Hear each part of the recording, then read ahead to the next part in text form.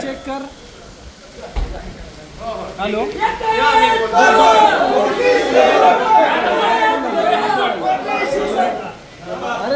घे किरण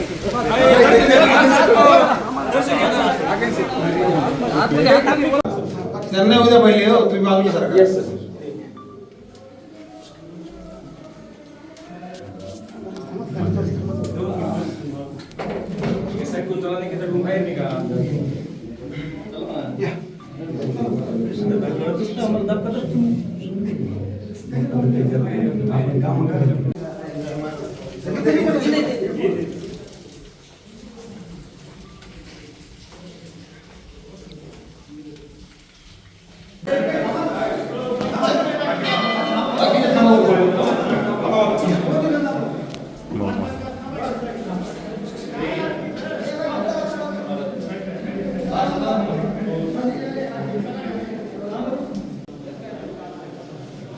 आपले विद्यार्थी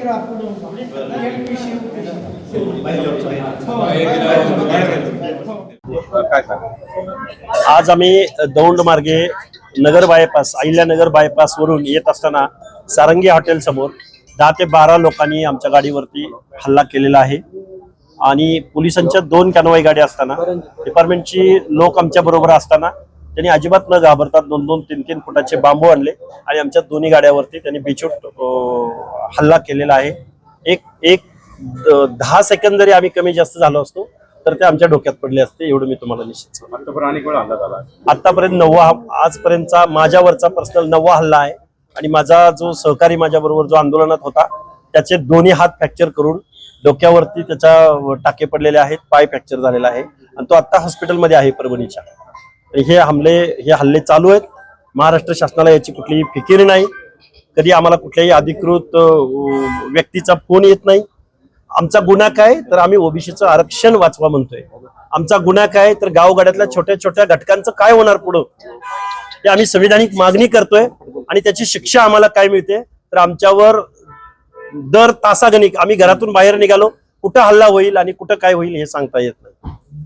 मनोज जरांगेंच्या डोक्यावर परिणाम झालेला आहे.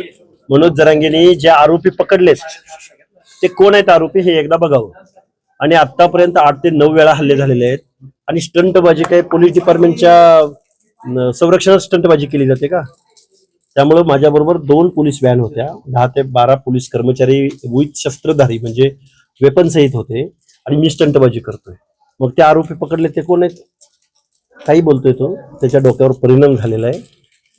त्याच्याबद्दल हा बावळट माणूस आहे. त्या बावळट माणसानं महाराष्ट्राची काय वाट लावली आणि काय विष पेरलंय महाराष्ट्रामध्ये ते आता कळणार नाही. इथल्या सत्ताधाऱ्यांना आम्ही दाखवून देऊ.